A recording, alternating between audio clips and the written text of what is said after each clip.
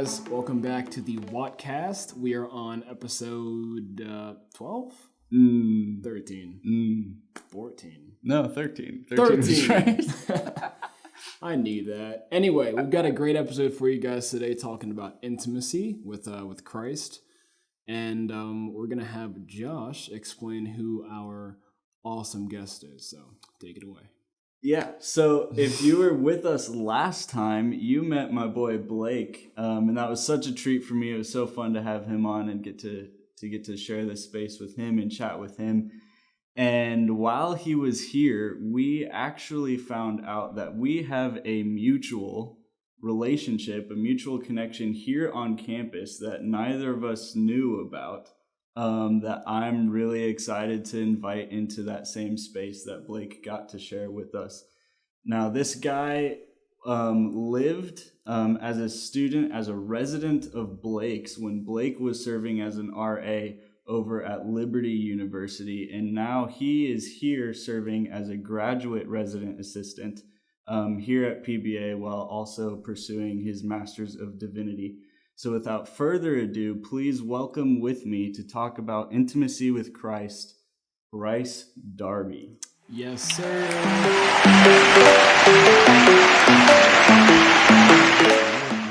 Bryce Darby, how you doing, man? Hey, man, I'm blessed. I can't complain. It's been a roller coaster, but that's just college, right?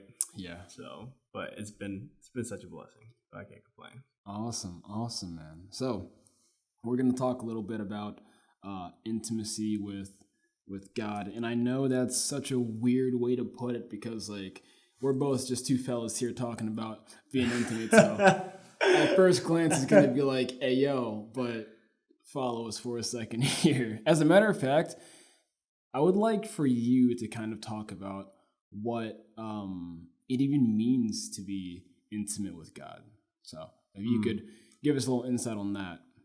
Yeah. No, I think that is an amazing question that each person should ask, because when we have this concept and this idea of a relationship with God, I think every person sees that differently. You know, me, before I even came to know Christ, I grew up going to church, and I didn't have a relationship with Christ. I just went to church because what my parents instructed me to do. Typical custom, especially I find in the Black community. You know, every Sunday you go to church, 11:30, run a little late. Hey, man, if you're late, they will know. Exactly. You're late, they know, and then you're also there late because you don't leave till 5 p.m. But then man, you get that bomb dinner with the family. So anyway, but going into having church and everything, I knew God was, you know, to be feared and respected, right? You know, he is the King of Kings, Lord of Lords, you know, the Alpha and Omega. We see God just mighty. Yeah. But that concept of intimacy, that was foreign to me because, you know, God is here and, you know, man is here. Right. But we see throughout the Bible, it's very easy to see it when Jesus steps on the scene. And I look forward to talking to this a little bit more as we go through the podcast. But we see intimacy has always been there since God even created everything. We see an intimacy that he has with his creation, but then also a special intimacy that he has with man. So to answer your question, what intimacy with God is it looks a little different for everybody. And it certainly is different when it comes to a follower of Christ, the one who has reconciled us with God, and someone who is, wandering and walking this earth, just going through the motions of life. Yeah, for sure. And I think that's something that's super cool. How it's rather exclusive for Christians or Christianity, I would say. Is our relationship with our God, where yes, he's our king, he's our alpha.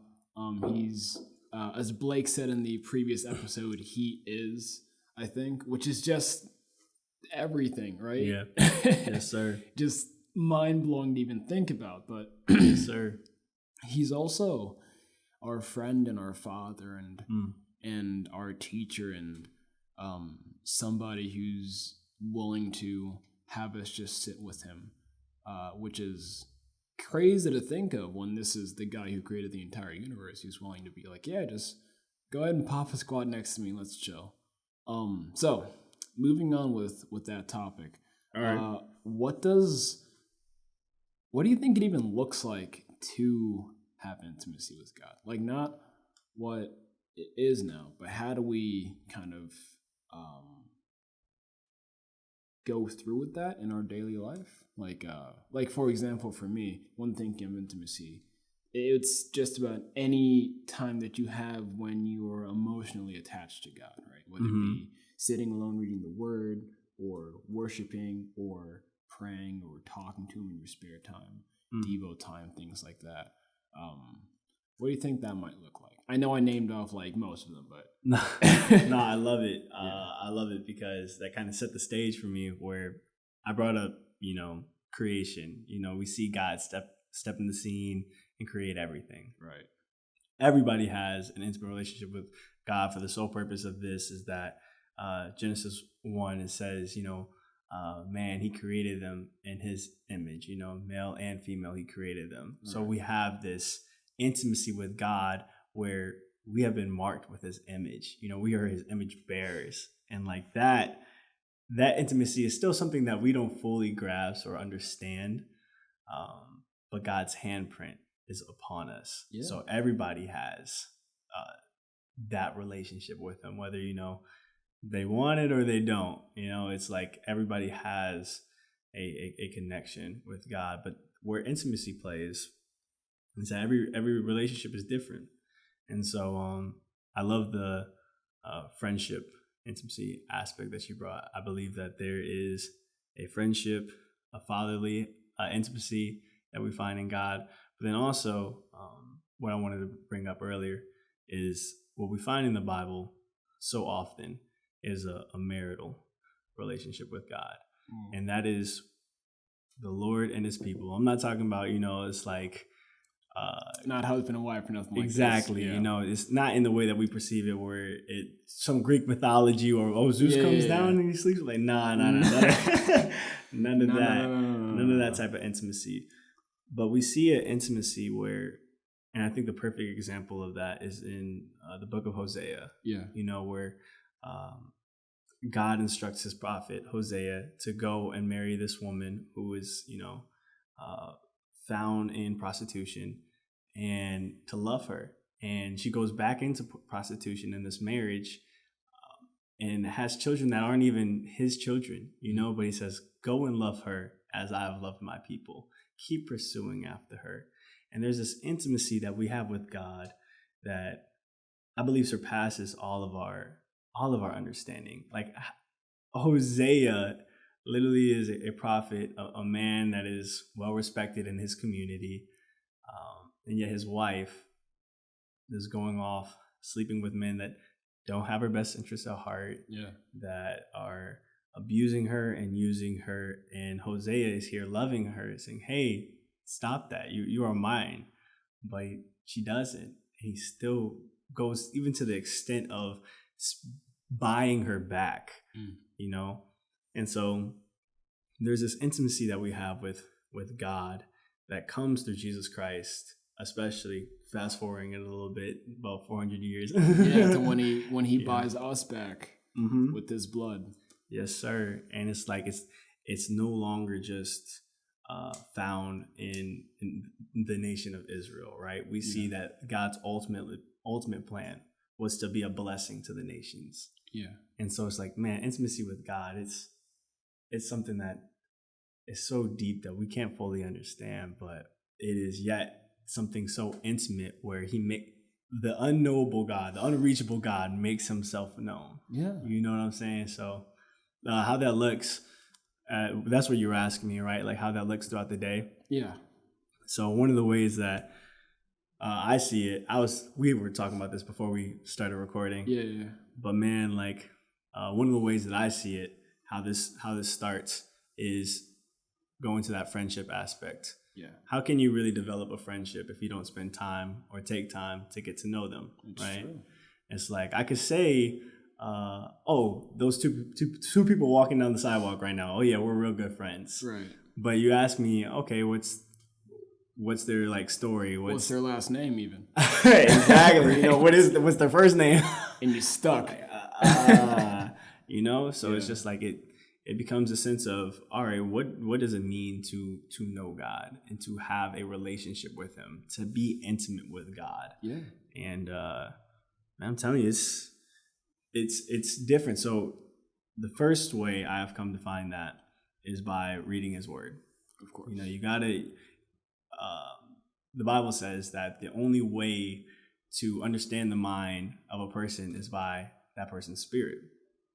And so how do you know the heart of that person without understanding what their spirit has given us? Because we see that the Bible is the infallible, inerrant word of God. And so it's been given to us by God himself, not like he wrote it down, but inspired, God breathed, the word revealing just his nature and his character. And it's like finding that intimacy where it's like I wake up in the morning, I might not be feeling great, I might not be feeling amazing, but just being able to take a step and being like, God, let me find out who you are. Yeah. Remind me of who I am through your word. And just taking that step back and taking that time where it's like, Jesus, you are the most important thing to me. And if that's the case, then why do I not respond and treat this relationship as if it is so? Yeah. So I don't know if you have anything else to say or add on, but because I could keep going. But I'm thinking here now, but that's super good. I've got an idea about something that I want to talk about, but I'm gonna let you go for just a little while longer because you're cooking over there. It's funny, you know, there's a lot of times where it's like, you know, you need to dial it back. Yeah. But not on the Watcast. Hey, man, you know. No, man, and also I just want to say thank you for bringing me on here. It's of course such a blessing, you know. Of course, just bro. You should have seen Josh and I when we were talking, because we were like, who are we gonna bring on next? We just had Bryce, and like that was the guy. Like he set the bar for hype, so we gotta bring it next time. And we sat for about like 5 to 10 seconds, and we were just like, Bryce. It was a God moment, and then we got the man on the show. So thank you for being here. Hey. Because if you declined, we don't know what we would have done. Yo, it's so funny. No, man, it's a blessing, you know. One of my favorite verses, and this does tie into it. Yeah, you'll find a way. But it's like Revelations 12:11. It talks about, you know, the saints overcame by the blood of the Lamb and the words of their testimonies. Yeah, you know, and so it's like, as I was thinking about, you know, intimacy with God and what to talk about, I didn't even really want it to be my words because sure, God has given me some gifts, but it's like at the end of the day, man, I'm human, I'm so flawed, and it is by God's sustaining grace and his love and his intimacy that I can even step into a podcast like this and brag about what he's done. Because of course, it definitely ain't me. It's all the Holy Spirit. Truly. We can't do this on our own. Amen. We cannot. I found that one out the hard way. We all have at some point. Oh my gosh, amen to that. No, but I was gonna say, when it comes to intimacy with God, something that I usually do, and this isn't for everyone because not everyone's like big old nature buffs, right? Right. I'm a science guy. I love to be outside. Right? I like to see the green. I like to go out into the different biomes and see how God's kind of crafted, even Florida, because Florida's like a very diverse place despite it being flat and like just a peninsula. But there's so many things that God can show anyone, that he's shown me when I'm out on these nature walks, and I'm just seeing how God's working like I said, I'm a science student here at PBA. I'm in my 4th year. I'm going to graduate this semester. Yes, sir. Lord Yes, willing, sir. of course. It's all right, though. I'm taking easy classes. Anyway, though, as I'm walking and I'm seeing how nature's working, how God's working, and I'm understanding what's going on, because like it's more than just photosynthesis. Like that's the baseline. There's so much other stuff going on. To understand that God put all these together so intricately on a microscopic level, and even before, smaller than that, on a level below that with quarks and oh man, I don't want to get too crazy. That's for another time with the science stuff, because I'll lose people like that. I'm with you. I love that good stuff. So. Hey man, that's why we got you on the show. But yeah, just understanding that and being with nature and then just being like, wow, like God, this is you. Like you did this. Like there's not a one thing in this world that we see, both outside and even inside, that is not done by God. Nothing. Even this stuff here that we've got, our cameras that we've got, these mugs, me and you here, the Bible, the stuff that's made up of the light, all of it, all God. Yes, sir. That's crazy. That's like thinking of infinity, only except infinity is infinitely more than what I'm even talking about. I didn't mean to go there like that. More. I like that. I like that phrasing. This is just what happens on the Q episode. I'm sorry. I'm with it. We were talking a little bit about having devotions with God and things like that. And my daily devo that I've been doing is reading through the Psalms. Okay. A wonderful book to go through. There are about 150 Psalms. I've been reading a handful a day because I don't have the patience of most of these saints in the good book. I will admit. I want to get through this because it's like watching an exciting movie. You don't just want to put it down and then come back to it the next day. I'm trying to get my Jesus time in. So I hear you. Yeah, but it's real important that I bring this up because right now I'm in Psalms chapter 8, and I was reading through 8, 9, and 10.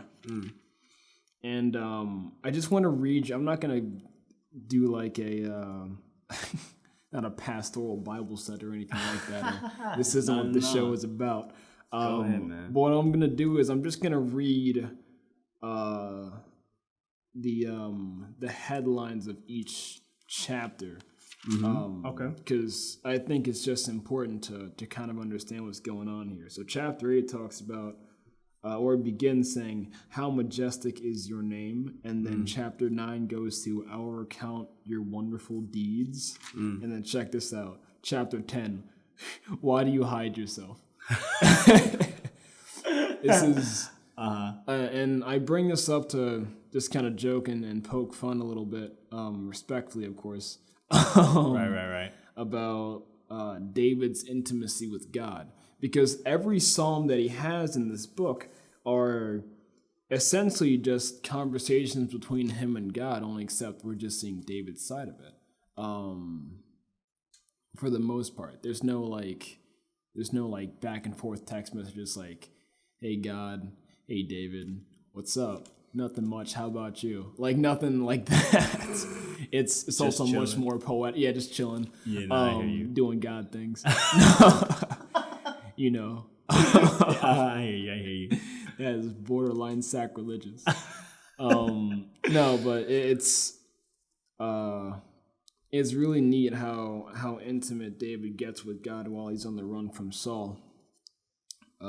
So I was just bringing this up to ask you this, like, is there anyone that you've been kind of reading about, or you have read about, that displays an intimacy with God throughout their story, and how can we learn from that as people who are kind of following him now? I know I said David, he's like the easiest one, because Psalm, it's like it's in the middle of the Bible. You could flip to a random book, and it's probably going to be Psalms. Yeah. So there is 150 of them. I kind of took the easy one, my bad. No, it's okay. I was going to say, no, it's funny. I have two heroes, and since you took one of them, David, John, the beloved disciple. Yes, of course. Is my other favorite one. If you don't mind, I like to. I'm gonna take David back from you a little bit. Hey man, he's not mine. He's fair game. That's Go true. for it, brother. No, but I'll start off with John because talking about intimacy with God, there's two things that stick out to me about the disciple John, because everybody's like, I want to be like Peter, I want to have that great faith and speak. My favorite thing about John is that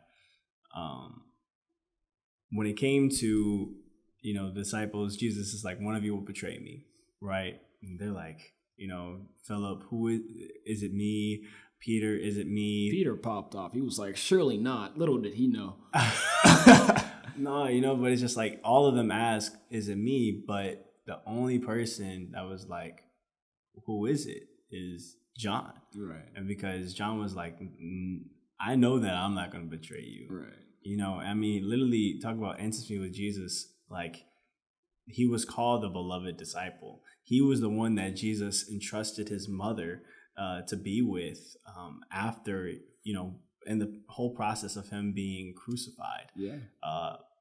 And then the second part that I was going to say is that, going to the crucifixion, when he's on Calvary, there's only one apostle that we ever see that's recorded in Scripture that's actually there present while Jesus is being crucified. And that is John the Beloved. And it's like, you have to ask yourself, like, what is it that makes John the Beloved John the Beloved? What, kind of separates him from the rest of, the disciples, the apostles, everybody else? What makes him John the Beloved? And so I began to kind of implement that in my own heart and looking at how did John walk? And it's like, if you look, talk about our boy Peter, right? When Jesus like, Peter, come aside, let me talk to you real quick. He's like, this is going to be your future. This is what everything that's going to happen, right? But then you see it's like John's creeping in the background, and Peter's like, well, what about him? And it's like, why is he following? The reason why I bring him up is everywhere you see in Jesus' ministry, John is right behind Jesus. He's like, Jesus, like, I just want to be with you. He's the one that's pressed up against Jesus's bosom, like a grown man laying up against another grown man's chest. And, in our society today, we could be like, oh, that's not masculine. Right. Or, you could say X, Y, and Z, whatever. But it's just like, man, like, he was in love with Christ. He wanted to be at his feet. He wanted to be with Jesus wherever he went. Yeah. And so I look at that intimacy, and it's just like, man, it's like, all right, Jesus, you say, love the Lord your God with all your heart, all mind, and all your strength. There shall be no God before you. Do I look at you in that same light, with that same love? Yeah. And man, it's just, he's by far one of my favorite people that I've studied and that I've tried to follow his example as he followed Christ's example. Right. He's got that relentless pursuit that I think we all need to try and mimic, or at least recognize, right? Because I'll keep it a buck. Not all of us have it in us to metaphorically be present at Calvary when there is a hit out for our heads. Some of us just don't have it, and that's okay. That's okay. Literally 11 out of the 12 was somewhere else. 1 in 12 of you are the people. Y'all the guys. But and girls too. That's right. Amen. Because Mary and Mary Magdalene, they were always there. I'm like, hey, ride or die. Our sisters, man. Yeah, man. Strong women. Two first evangelists, you know what I'm saying? Absolutely. Where was I going with this? Sorry, no, it's fine. It's fine. Yeah, man. It's just to have that relentless pursuit, and it's not even. I would say it doesn't even have to be as extreme as John. You don't have to be like, if Jesus were here, I don't think you have to be like right up under him all the time. Like that's. a little bit overwhelming, I would say. But at the same time, I don't know what Jesus is really okay with. But anyway, what I'm saying is the intention and the commitment. So, though physically we don't have to always be next to Christ or right up under Christ, we should lean on him with our woes and our sorrows and in our celebrations and our victories. Just going further about how David is so intimate with God, kind of letting him know his sorrows and his victories. And like, this isn't the last time that it's going to happen. It's probably not even the first time too. That isn't even recorded, but he comes to God with everything. And it got me thinking, like, of course it's okay to bring your woes to God. It's okay to bring your sad times to God. And I heard somebody say this. I forgot who. It might have been Josiah Kish. So if he's watching this, Josiah, just shoot me a text and let me know. Just say like, yeah, that's me. Right. And we'll put a shout out or something. I don't know. Anyway, so this person said, it's okay to complain about your situation to God, like to bring your woes to God, but it becomes like you're talking crazy when you are complaining to God in the sense like, why have you done this to me? Or like, why have you forsaken me? And it's so weird to think about because it sounds like the exact same thing, right? Or like, like say for example, something terrible happens, and while you're praying to God about your woes, it means the world or the world's difference when you address him like, Father God, I've got these things going on in my life. I need you. You could probably just end it there. I need you, right? It's different when you're like, God, I've got this, and this going on. I don't know what you're doing up there, but like, we got a schedule. Like, that's I'd like to imagine that's where God's like, oh really? All right. So you're on the throne now, right? So you in the driver's seat. Check this out. Let me give you something to really complain about. Oh man.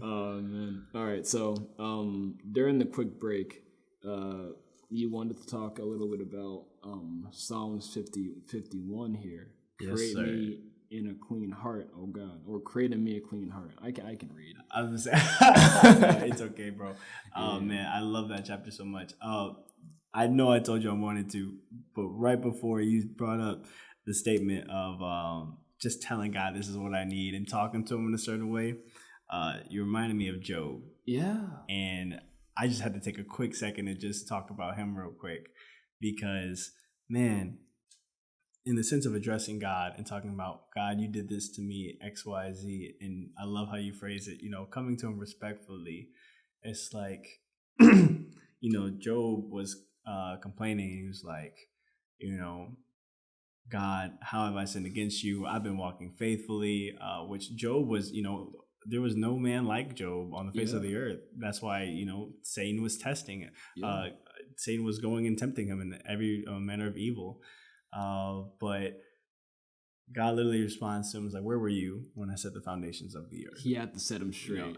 He had to let him know. He's like, exactly. He was like, I'm going to remind you who I am. I am that I am, right? But then also just intimacy, man. He goes, but yet he humbles himself in the sense of that he responds to Job. Yeah, even so. God did not have to give him an answer. He could have just been upset. And not only does he respond to him in the sense of humbling him and putting him in his place, but not only that, he exalts him and he gives him more than what he started with, right?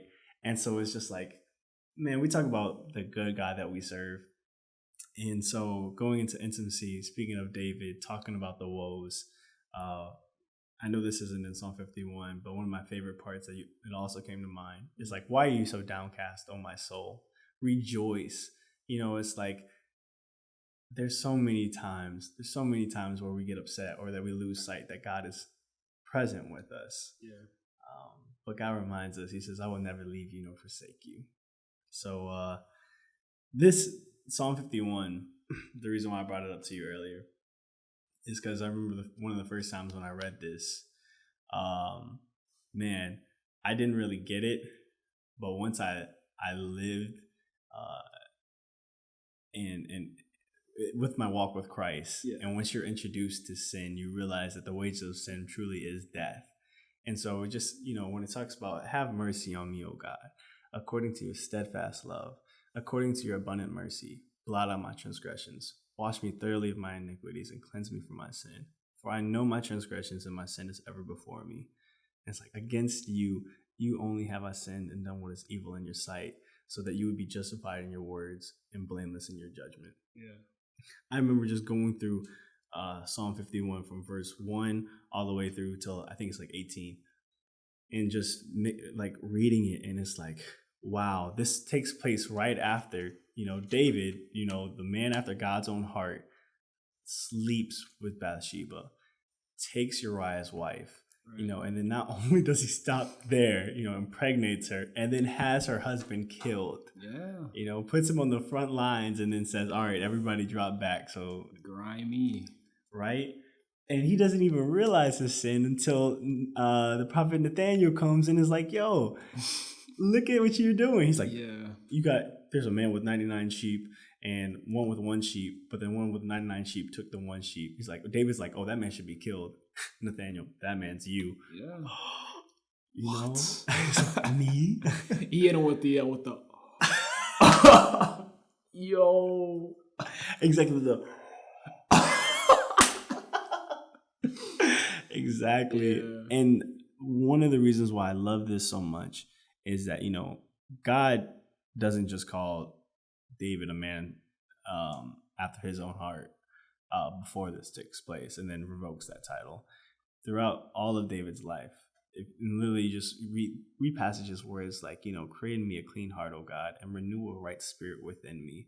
And it's like, uphold me with a willing spirit and do not take your Holy Spirit from me.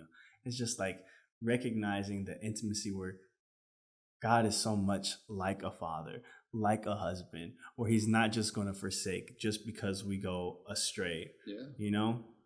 It's just this intimacy that comes. And so I wanted to bring up that example because I know you guys have this podcast, a beautiful podcast, not just for Christians, but, for everybody to be able to hear. And it's like, man, talking about the intimacy and the different phases, everybody has an intimacy with God because we're all created in the image of God. Yeah. Everybody's marked. Doesn't matter if you have any disabilities. It doesn't matter if you are disfigured, dismembered, whatever you might say. You are beautiful because God has imprinted his hand on you. Yeah. His image is on you. So everybody has that connection with God. Yeah. But then also everybody has that intimacy, that relationship where the sense that they're enemies because all have sinned and fallen short of the glory of God. Yeah. There's this disconnect where we are his enemies. But then where the beautiful reconciliation comes in is that God does not just forsake man after literally one thing that man wasn't supposed to do. You had one job and they broke it. But God doesn't just leave it there. He goes and he says, I'm going to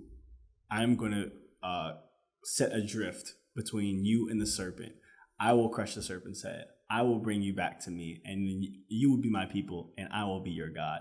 It's just all those instances where it's just like, man, like God has been faithful from the beginning. So it doesn't matter how far someone feels that they are away from Christ. Christ says, no, I love you. Yeah. And I want you to come to me because I literally gave my life for you.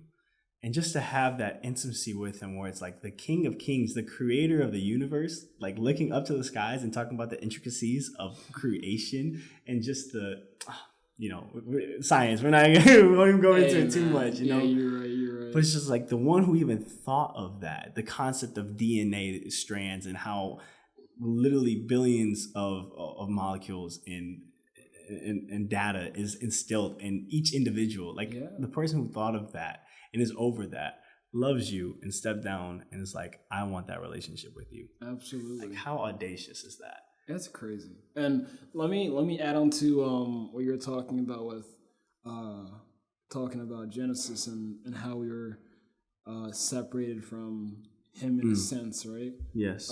There's this musical group called the Arcadian Wild that my friend Drew recommended me, and they have a set of 4 songs for the seasons. For the season. Of course. Let me make sure that I don't get this wrong, but because they start out with 1 and then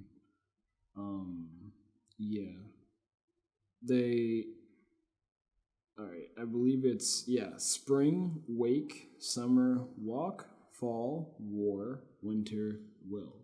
And this kind of goes through the story of Adam and Eve, how they're created by God, and then God's saying like, wow, like look at you guys, I've made you and you're so beautiful and you're wonderful and you're just like me, or like you look like me, right? That's something that would like you and the audience to remember. God always says that you look like me. And it goes through the story as God's kind of walking them through the garden. He's like, look at all this creation here. Like, this is all for you. Just live, have fun. Like go, except for the tree. Like, don't, the tree, nah. But like everything else, yeah. But like the tree, nah. Exactly. And then in the next songs, it gets to how man and woman are being tempted and how eventually they fall because we're imperfect. It's just gonna happen. And then in this, God has to stay true to his word. He's like, well, yes, this happened. And yes, we know how to be separated, but you still look like me. And I think that's something that we touched on a little bit, but not like too much. We talked a whole lot about how we as a creation can be intimate with God or has been, but there's also the flip side to that where our creator wants to be intimate with us as well. So it's not even like we're reaching for nothing. There's God's right there always like, I'm here too. Let's do this. Yes, sir. And I think that's wonderful. It also takes a heck of a lot of pressure off of us. You know, we don't have to jump through hoops for God. All we have to do is just reach out. There's really nothing to it. We just have to begin that relationship with him. And then with that, other things will follow. Because in my personal opinion, when it comes to the relationship and why people are kind of scared of being Christian and things like that, it's like, well, it comes to all these rules and things like that. I can't do this, and this. Well, first off, let me just say, when it comes to the 10 Commandments and stuff that we're supposed to be doing, even if you weren't Christian, those things still kind of apply to be a decent person anyway. So, like, for example, thou shalt not murder. Even if you weren't a Christian, don't murder. Like, it's just, we know this. We should know this. But when it comes to being in a relationship with somebody or being in a relationship with God, it's all just about the mutual respect and love that you have for that person. Like, for a friend, like, you're not gonna, if your friend just bought a new pair of shoes or like they bought a new phone or something, you know, like, check this out, like, I'm so happy about this. You're not gonna take their phone and like throw it on the ground and be like, oops. Because you're not a friend then. You're just a bad person. You're not going to step on their new whatevers and be like, oh, dang, you hate to see it. Anyway, see it. Like, that's just grimy. Yeah. And I know that it's really no different with Christ, where he's just like, all you got to do is just follow and love me. And with that, the rest follows. You know, it's so beautiful, and I'm so glad you said that, because I feel like in our human perspective, in our mind, we are the ones that are, God, I have to reach out to you. I have to work to get to you and all this X, Y, Z. Yeah. But then we forget that the intimacy first begins with God. He created us. Because exactly, he created us. And then it literally, God even himself says that everybody went astray. Not one sought after God. Right. You know, no one naturally was like, you know what? I want to live just righteously and be perfect like you are, God. Yeah. You know, like naturally we all are like, you know what? Christianity, it tells me, oh, I can't go sleep around. Or, you know, I can't get drunk, or I can't do all the things, whatever it is. I can't just do whatever I want. Right. And I don't want to have that. But one of my favorite things is intimacy. It's God's kindness that leads us to repentance. And so literally just the concept that God, perfect, he would have been perfect in his judgment if he was been like, you know what, humanity is fallen. They're going to get death because I told them that's what they would get. Yeah, just like wipe them out, start again, maybe. Or not even, because like... something like that. But instead, like, man, like he literally chooses to be like, I'm going to save you. I love you. Yeah. Instead of that, I'm going to take your place. And so literally Jesus, the God of the universe, is pinned to a cross and dies and suffers the death that we deserve, you know? But he doesn't just stop there. 3 days later, he's raised to glory, and he offers us to be with him, you know? So there's so much. And I think that goes in once, like you're talking about with the reaching, it's like once we realize that that's offered to us, all we have to do is surrender. Like, it's not even like God's asking you, all right, I want you to build all this up, and then you can come to know me. Yeah. It's like, no, you say, yes, Lord. It's like, here I am. And from this day on, I'm going to pick up my cross and follow you. That is the toughest thing that we have to do as a Christian. Yes. Now, I think as well, apologies, guys, for using these scary words like intimacy and surrender, because yes, those are big words, and they do take commitment, but it's really, of course, we know it's not that bad. It's not bad at all, actually, I'd say. This is God who's saying, like, through everything I've got you. You just gotta, like, believe that I can. And that's why I think praying to him and bringing him your woes and your victories and your sorrows, that's so special, because once you learn how to come correct to God, he'll come through every time. Like, once you learn how to be in your lowest point, and instead of lashing out at God, celebrating God for who he is and what you know he can do, and just asking, like, help, or at least reveal yourself in this, that takes so much maturity, both as a person and spiritual maturity, to do. It's so difficult, because when these things are happening and it looks like the world's folding in on you, people just give up, usually. And they don't know how to ask out for help. They don't know what's next or anything like that. So they just either shut in, or they don't want help, or they lash out, or yeah. But it's really all about just coming to God and letting him know what's up, and not being afraid to as well. When you have that trust with him, the intimacy grows, and the closeness with him grows to the point where you could just talk to him normally about your woes. Not even in like a prayer setting. If you're just sitting by yourself, and not even by yourself, you can be standing in a CVS line. Yeah. Just like, God, I've got this, and this going on, and I don't know how I'm gonna get through it. But I'll tell you what, you're you, and we're in this together. So we're just gonna do what we do best and keep it pushing. And then more often than not, God carries us through. And I guess that even ties into the story of the footprints on the beach. I'm sure we've all heard about that. Mm-hmm. Where it's like God Ori, where there's only one set of footprints here. When there's usually two, and God's like, you need to look again, bud. Those are my footprints when I was carrying you. Yeah, man. So, anyway, we're getting to the end of the podcast here. It was a great time talking. But the last thing that we usually do, or that I usually do, is we just kind of switch for a second as far as like host and guest go. So now this is your time to ask me anything that you might have on your heart. I know I didn't tell you this before I went. I know, it's all right. It's all right. But yeah, man, we're switching now. So what's popping? If anything at all. So whether I have a question for you or not, okay, good. It is perfectly all right if you don't. That's happened before. Or they're just like, yeah, I didn't really have anything. And you're like, all right, bet. And then the episode ends. So. No, that's okay. Yeah. You're talking about surrenderance. And you're talking about it being a scary term.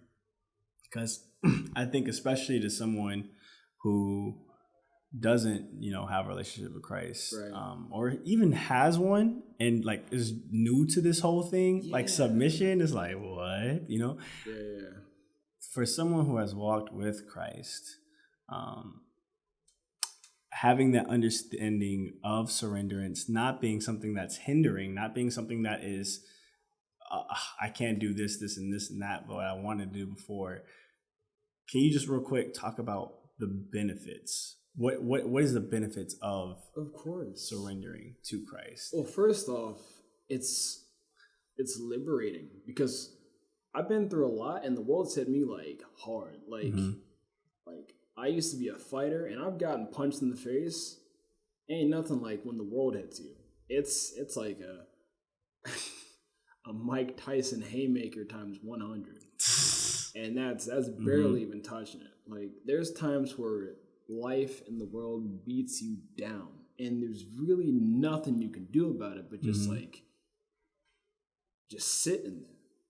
There's times where you're going to be going through disappointment that you never thought would even happen, whether it be small things like I didn't get the grade that I wanted, bigger things, I didn't get into the school that I wanted, or I have to now leave this school because I can't afford to pay for it. I'm feeling I'm flunking. I don't know what's going on. I'm putting all of my time into this, and now what seems to be my future is being ripped away from me. Bigger things like that. Things like, oh, I thought this person was the one, and now all of a sudden, they're not the one, and I gotta find another. Do I even find another? Things like that. Parents are fighting. Usually when you're young and that's impressionable upon you. What the first two people that you know to be the poster people for what an ideal relationship looks like are now fighting and no longer together. What does that mean for you, the child? Your parents are no longer talking. Mom and dad are in different houses. You're confused. What do you do in those moments? You give it up to somebody who's much more equipped to handle it than you are. I love that. Tag in God. It's such a crazy thing because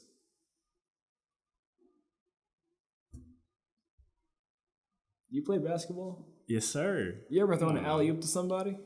I struggle with that, but I have done it once or twice, yeah. With the trust, right? Because they don't know if they're going to deliver. Right? You know where I'm going with this? Yeah. When you have your problems with God, and I got you. You throw that alley. You don't know if he's gonna deliver or not. The spoiler, he always does. You just don't know that though in the moment because this is usually big things that you're giving up. But when you do give it up to God, when you do give him that alley, there's two things that happen, right? One, you free yourself of that stress. Two, the stress that you gave up is almost instantaneously solved. So it's relieved and solved in almost a fell swoop. Sometimes it takes some more time because God works when like he wants to. Yeah, and when he wants to is usually right on time. So like we can't be impatient with that sort of thing. But exactly. When it comes to that sort of thing, it's crazy because it does take that leap to put your faith in God for resolving things and for coming through with things and for jumping into the unknown. It takes that faith. And if you don't have that faith, or your faith is developing, that can seem terrifying. Fear. And I don't care who you are, you're scared of something. Like me personally, I'm not really scared of a whole lot of things that the world has to offer when it comes to physical things. Like, I can look a gator in the face and say, like, I'm going to jump on your back now. I hope you're okay with that. Just because, like, I'm crazy, and, like, when it comes to science things, we love animals here. All right. But I'm scared of loneliness. I'm scared of having the people that I hold dear to me hurt me. And as I acquire more and more friends, that fear grows more and more and more. I'm afraid of my friends getting hurt. I'm afraid of me not being in a position to help somebody who really needs help. Things like that. We're all afraid of something. Yeah. But with that fear, you just give it to God, and He'll fix it. He'll handle it every single time. It took me a little bit to get that. It took me a little bit to understand that's just who He is. It took me a little bit to understand that He is over-equipped for everything that this world has to offer, being that He created it in the first place. You think God's going to create something that is too big for Him? I know that's also a question that you usually ask. Like, can Jesus make a rock that's too big that He can't lift? No, because it's Jesus. He can, like, and it's not even the problem. That just means that God's like, He's just that guy. And it does take a little bit to understand that. But like I was saying before, with even bringing your woes to Him, that sort of thing is something that it either takes one big leap or like small things here and there as time progresses, so that we can learn to trust God with our problems. So I guess to answer your question, it was a process, because I've had some things happen in my life where I was just like, nah, this is fine. We can handle it. Like, I'm me. Like, I'm cute. We got this. We don't got this. No, for real. Facts. Yeah, we don't got this. All right. Yeah, I know we're pressed for time, so I don't want to go too far into it. But just talking about when we surrender everything to Christ, once we recognize that our life really isn't our own anymore, it goes into that sense of, give your burden to me, because my yoke is easy and my burden is light. Yeah. And recognizing that Jesus has our best interests at heart, even more so than we know, when we ask for things that we want, and yet He doesn't give it to us, because He's like, no, I know ultimately what you need. Yeah. And just recognizing that there's no greater security. So I thank you for sharing all that. Of course. Thank you. Okay. Well, Bryce, it was always cool talking to you. You're over here making meal runs like a gosh darn ox, and it's crazy to just have you sit down and talk with us for a little while. This was actually the only way we could get to. No. But guys, if you see Bryce around on campus making his runs or just vibing and hanging out, he'll be wearing a nice polo, some dress pants, some dress shoes, looking dapper all the time, business casual. Just go ahead and say hello to him. I'm sure he'd love to talk more about this. Yeah. And hey, if you see me on campus, I'm probably running from class to work to class to work to class to work. But stop me, and I would love to talk as well. So, same here, man. Next time on the Watcast,